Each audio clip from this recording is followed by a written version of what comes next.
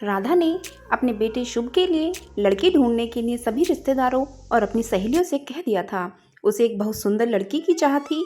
वह अपने पति सचिन से इसी बात की चर्चा करती थी कि जब दुल्हन इस घर में आएगी तो घर कितना खुशहाल हो जाएगा। घर में हमेशा चहल पहल रहा करेगी। लाखों में एक बहू लाऊंगी अपने राजकुमार के लिए। शुभ से भी बार बार पूछती थी कि तुझे कैसी लड़की चाहिए, पर शुभ हंस कर टाल देता था। क्या मम्मी, अभी कहाँ, मुझे बहुत कुछ करना है। अभी मैं शादी के चक्कर में नहीं पड़ना चाहता। उम्मीद नहीं थी कि शुभ अपनी पसंद की लड़की को चुनकर अपनी माँ के सामने उससे शादी की बात करेगा। राधा के लिए ये एक बहुत बड़ा धक्का था। शाम को चाय के साथ राधा अपने पति के पास बालकनी में बैठ गई। सचिन ने पूछा, क्या हुआ राधा, आज चीनी डालना भूल गई चाय में? अच्छा। राधा का ध्यान अपने बेटे की उस बात से हटकर चाय की तरफ गया। राधा बोली, मैंने ध्यान नहीं दिया, अभी लाती हूँ। राधा चाय के लिए चीनी लेकर आई और चम्मच से कप में घुमाकर मिलाती जा रही थी। पता नहीं कैसी होगी शुभ की पसंद, हमारा बुढ़ापा का सहारा बनेगी कि नहीं। मन ही मन उधेड़ बुन में लगी थी। सचिन ने कहा, बड़ी चुपचाप हो, क्या बात है? नहीं, ऐसा कुछ नहीं है। आज सुबह शुभ का फोन आया था। उसने बताया कि माँ, आपको लड़की देखने की जरूरत नहीं है, मैंने लड़की पसंद कर ली है। बस तब से ही अजीब अजीब विचार आ रहे हैं मन में।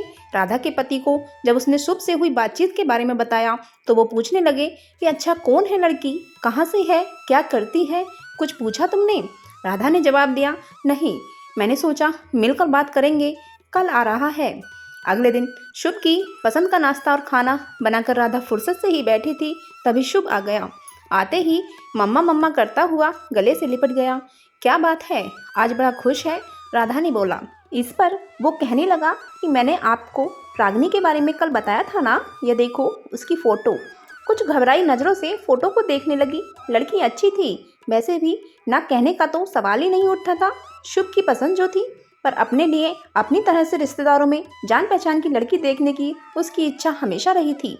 सचिन ने राधा को इस बात के लिए पहले ही समझा दिया था कि शुभ को ही जिंदगी बितानी है, शुभ की पसंद ही माननी चाहिए। एक तरफ से राधा भी अपने मन को समझा चुकी थी और अपने बेटे की खुशी में खुश रहना चाहती थी। कैसी है मम्मा? शुभ ने उत्सुकता से पूछा। प्यारी है। कहाँ रहती है, क्या करती है? राधा ने जवाब देते हुए उससे कई सवाल कर डाले। माँ, मेरी कंपनी में ही जॉब करती है। उसके घर में उसके पापा और एक छोटा भाई है। माँ, रागिनी की माँ नहीं है, उसके बचपन में ही गुजर गई थी। अपने छोटे भाई को माँ की तरह पाला है उसने। बस उसकी यही बात मुझे पसंद आ गई और उससे शादी का फैसला कर लिया। उसे आपसे मिलवाना चाहता हूँ। नहीं बेटा, तुमने पसंद कर ली तो हमने पसंद कर ली, उसके पापा ने कहा। उसके पापा से बात कर लें, फिर इस रिश्ते को आगे बढ़ाएंगे। शुभ ये सुनकर बहुत खुश हुआ और रागिनी के पापा का नंबर तुरंत अपने मम्मी पापा को दे दिया। कुछ दिन बाद दोनों का रिश्ता पक्का कर दिया।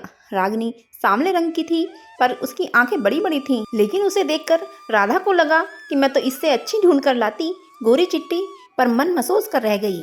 सगाई धूमधाम से हुई, शादी भी हो गई, पर राधा को चिंता थी कि कोई मेहमान बहू के सांवले रंग पर कुछ बोल ना दे। लेकिन उसने देखा रागिनी के चेहरे पर एक मुस्कान रहती थी।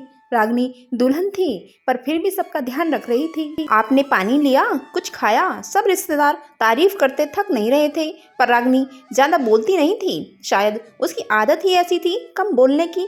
राधा को रागिनी से ज्यादा बातें करने का समय नहीं मिला। पहले मेहमान रहे, फिर वह हनीमून पर मनाली चले गए। वहां से लौटे तो दोनों की छुट्टियां खत्म हो गई थी और दोनों बेंगलुरु लौट गए। शुभ ने 3 कमरों का एक फ्लैट किराए पर लिया हुआ था। रागिनी और वह दोनों साथ ही निकलते थे। दोनों की कंपनी एक ही थी। फोन पर थोड़ी बहुत बात हो जाती थी, क्योंकि राधा को हमेशा सचिन से रागिनी की ही बात करनी होती थी। वह हमेशा कहती, रागिनी शायद हमें पसंद नहीं करती। राधा को शिकायत होती थी कि वह दोनों घर नहीं आते। इस पर उसके पति सचिन उसे समझा देते कि उनको छुट्टी नहीं मिल रही होगी, अभी शादी पड़ ली थी कितनी सारी छुट्टी। पर राधा के मन में एक डर था, बिना जान पहचान शादी हुई है। रागिनी के कम बोलने की आदत की वजह से राधा और रागिनी शादी होने के बावजूद भी एक दूसरे को ज्यादा करीब से नहीं जान पाए थे। एक दिन शुभ ने फोन किया और कहा, माँ, आप और पापा कुछ दिन के लिए आ जाओ। हम दोनों को छुट्टी नहीं मिल रही है, लेकिन आप लोग यहाँ आ जाएंगे, साथ मिलकर रहेंगे। राधा ने बहुत आनाकानी करते हुए मना किया। अभी नहीं, फिर कभी, लेकिन शुभ मानने को तैयार ही नहीं था। अच्छा, तेरे पापा से पूछ कर बताऊंगी। सचिन के हाँ करने पर राधा की खुशी बढ़ गई और उसने एक लिस्ट तैयार कर ली। क्या क्या सचिन के साथ वह बाजार से जाकर शुभ की पसंद का लेगी। रागिनी की भी खाने पीने की पसंद उसे पता चल गई थी, इसलिए उसने लड्डू, काजू कतली और घर का भी काफी सामान बना लिया था और बाजार से भी उसके लिए शर्ट, सूट और साड़ी लाई थी। आखिर पहली बार बेटी और बहू के पास रहने जा रही थी। सचिन और राधा टैक्सी करके बेंगलुरु पहुंच गए।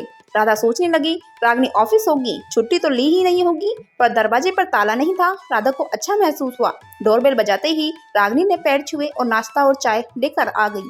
रागिनी ने कहा, आप नहा धोकर कपड़े बदल लीजिए, मैं थोड़ी देर में खाना लाती हूँ। सामने नया टॉवल रख दिया है। ये देखकर सचिन मुस्कुराए। थोड़ी टेढ़ी निगाह से राधा थोड़ी सी मुस्कुराहट के साथ नजरें नीची करके नाश्ता करने लगी। देखा बहू कितनी समझदार है। सचिन के यह कहने पर राधा कुछ नहीं बोली, कहती भी क्या। शाम को जब सुबह आया तो सब खुशी से मिले। राधा सामान दिखाने लग गई, सब खुश थे। शुभ, राधा और सचिन बातें कर रहे थे। रागिनी अपने इधर उधर के काम समेटने में लगी थी, बस एक छोटी सी मुस्कुराहट लिए। रात का खाना बाहर से ही ऑर्डर कर दिया था। सबने मिलकर खाया। खा पीकर सब सोने चले गए। रागिनी ने 2 चादर, 1 जग पानी और गिलास भर कर रख दिया था। राधा को मन ही मन खुशी हो रही थी।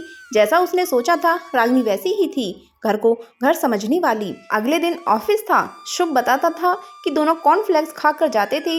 राधा ने सोचा उन्हें कंपनी में ही मिल जाता होगा खाना, इसलिए कुछ ज्यादा खाना खा के नहीं जाते। उसने सोचा क्यों ना मैं अपने शुभ के लिए कुछ बना लूं। तभी रागिनी की आवाज से उसका ध्यान टूट गया। माँ, नाश्ते में ढोकला है, शुभ ने बाजार से ला दिया था। राधा ने देखा रागिनी नई साड़ी पहनकर तैयार थी। ये वो साड़ी थी जो राधा लाई थी। रागिनी ने आगे बोला, खाना बना दिया है, खा लीजिएगा। अपनी दी गई साड़ी में रागिनी को देखकर राधा को खुशी महसूस हुई कि रागिनी ने दिए का मान रख लिया। सुंदर लग रही हो रागिनी बहू, राधा ने धीरे से कहा और तुरंत बात पलट दी। अरे, मैं बना लेती नाश्ता। रागिनी ने कहा, नहीं माँ, आप क्यों काम करेंगी। अच्छा चलते हैं, कहकर गले लगकर ऑफिस के लिए निकल गई। राधा ने रागिनी की आंखें पढ़ ली थी कि बिजी होने पर भी छोटी छोटी बातों का ध्यान रख रही थी रागिनी। सचिन सुनो, राधा ने अपने गले पर हाथ रखकर कहा, मुझे रागिनी के गले लगने का स्पर्श देर तक महसूस हो रहा है। आज बेटी होती तो ऐसे ही गले लगती। सचिन ने भी अखबार पढ़ते पढ़ते भावुक दिल से हाँ कहा। लेकिन अगले दिन सचिन से राधा कहने लगी, क्या फायदा आने का, दोनों को छुट्टी ही नहीं मिल रही, टाइम ही नहीं बिता पा रहे हमारे साथ। सचिन ने भी हाँ में हाँ मिला दी। राधा कहने लगी, 1-2 दिन में हम चले जाएंगे। अगले दिन रागिनी सुबह की नाश्ता बनाने में लग गई थी। राधा ने रागिनी से कहा, तुम तैयार हो जाओ, ये मैं कर लूंगी। नहीं माँ, आज शुक्रवार है, हम दोनों ने छुट्टी ली है और शनिवार इतवार की तो छुट्टी होती ही है। हम 3 दिन आपको ये शहर घुमा देंगे। मन ही मन राधा मुस्कुरा रही थी कि बेटे बहू के साथ पूरा दिन बिताएंगे। जब चारों शहर घूमने गए तो रागिनी रास्ते में सास राधा से बोली, माँ जी, मेरी अपनी माँ नहीं है, मेरे बचपन में ही गुजर गई थी। मैं माँ की ममता को जीवन भर तरसी हूँ, इसलिए सास नहीं, सास के रूप में माँ पाना चाहती थी। आज पूरे 22 साल बाद भगवान ने आपके रूप में मेरी माँ मुझे लौटा दी। जहाँ भी संभल कर चलना होता रागिनी तुरंत राधा का हाथ पकड़ लेती। राधा रागिनी जैसी बहू पाकर गर्व महसूस कर रही थी। 3 दिन पता ही नहीं चले। अगले दिन राधा सुबह ही उठकर रसोई में आ गई। रागिनी तुरंत बोली, मम्मी जी, कुछ चाहिए आपको। राधा ने कहा, मैं तो इसलिए चली आई कि दोनों मिलकर काम करेंगे, सब काम जल्दी हो जाएगा। ये सुनकर रागिनी मुस्कुरा दी। दोनों ने मिलकर नाश्ता बनाया और रागिनी ऑफिस के लिए तैयार हो गई। शुभ और रागिनी चले गए। राधा सचिन से रागिनी की तारीफ किए जा रही थी और सचिन मुस्कुरा रहे थे। तुम वही हो जो रागिनी के लिए इतना डरी बैठी थी। राधा धीरे धीरे मुस्कुरा दी। शाम को शुभ और रागिनी ऑफिस से आए। खाना खाते समय सचिन ने कहा, शुभ, हम कल चले जाएंगे। शुभ ने कहा, अभी तो कुछ ही दिन हुए हैं आप लोगों को आए, अभी तो खूब मन लग रहा है, आप अकेला तो महसूस नहीं कर रहे। नहीं बेटा, तुम्हारी मम्मी साथ है तो दिन आराम से कट जाता है।